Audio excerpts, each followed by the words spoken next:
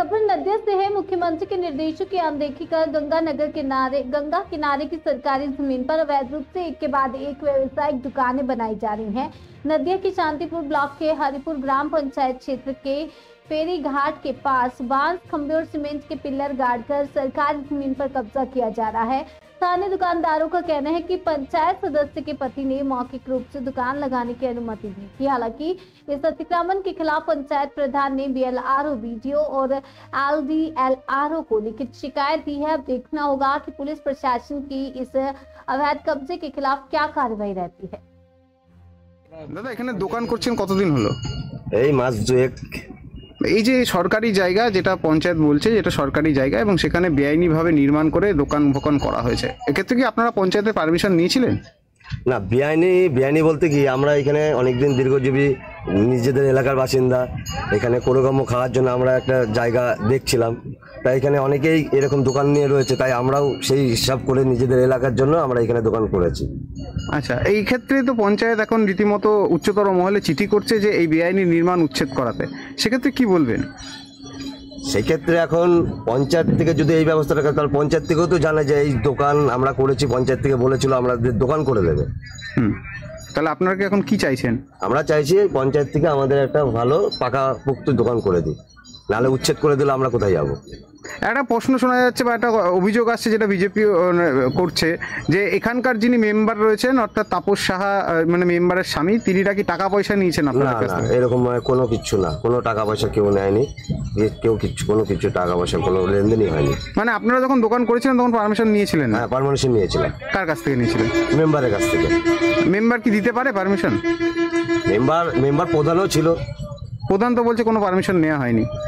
না, এমনি সে পঞ্চায়েতে ডাইরেক্ট গিয়ে হয়নি, রাস্তাঘাটে যেভাবে আলোচনা হয় সেইভাবে করা হয়েছে মৌখিকভাবে। দাদা, এই শান্তিপুর আপনার যে পঞ্চায়েত, যে হরিপুর গ্রাম পঞ্চায়েত, সেখানে নিসিংহপুর ফেরিঘাটে একাধিক জায়গায় বেআইনিভাবে দখল এবং সেখানে দোকান, কোনো জায়গায় মানে বিভিন্ন রকমভাবে খুঁটি পুঁতে জায়গা দখল করা হচ্ছে। সে ব্যাপারে আপনারা কার কাছে লিখিত করছেন এবং কি চাইছেন?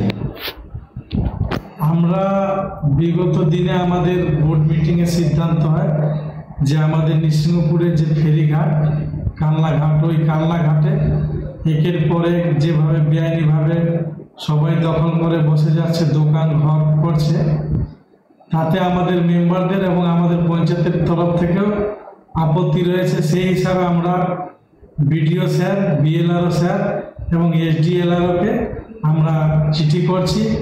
ইমিডিয়েট যে বা যারা অবৈধভাবে নির্মাণ করেছে যাতে তারা ব্যবস্থা নেন, তার জন্য আমাদের স্যারের কাছে রিকোয়েস্ট, এবং যেহেতু উনি এসে পরিদর্শন করে দেখে গিয়ে ওদের বিরুদ্ধে যাতে ব্যবস্থা নেন, তার জন্য আমাদের চিঠি করা।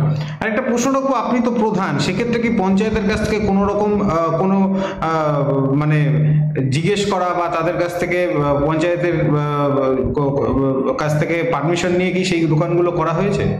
না, আমাদেরকে কেউ জিজ্ঞেস করে ওইখানে বসিনি। আর দ্বিতীয় কথা, ওই জায়গায় আমরা কোনো রকমে আমরা পারমিশন দিতে পারি না, আমাদের এখতিয়ারে নেই।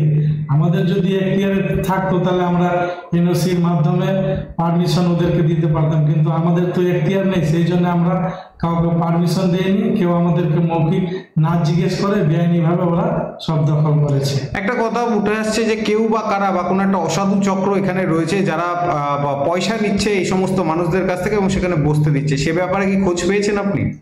না, আমরা পরিদর্শনে গিয়েছিলাম, প্রত্যেক দোকানদারের কাছ থেকে আমরা মোটামুটি জিজ্ঞেস করেছি যে কে বা কারা যদি কোনো টাকা পয়সা লেনদেন করে সেটা আমাদেরকে লিখিত আকারে বা মৌখিকভাবেও জানান, আমরা তাদের বিরুদ্ধে ব্যবস্থা নেব।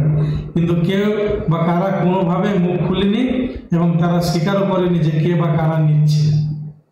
তাহলে এখন আপনারা চিঠি করছেন, এর পরবর্তীতেও যদি প্রশাসনিক নির্দেশ ছাড়াও যদি তারা নির্দেশ আসার পর যদি তারা জায়গা না ছাড়ে, সেক্ষেত্রে কি ব্যবস্থা নেবে? না, আমরা লিখিত আকারে জানিয়ে দিচ্ছি এবং আমাদের ভূমি দপ্তরে যারা আধিকারিক আছেন তারা পরিদর্শনে এসে তাদের বিরুদ্ধে ব্যবস্থা নেবেন। এবং আমি আশা রাখবো যে আমাদের BDO স্যারও আছে এবং SDLRO স্যার আছে, তারা পরিদর্শনে এসে তাদের বিরুদ্ধে যেন ব্যবস্থা নেয়।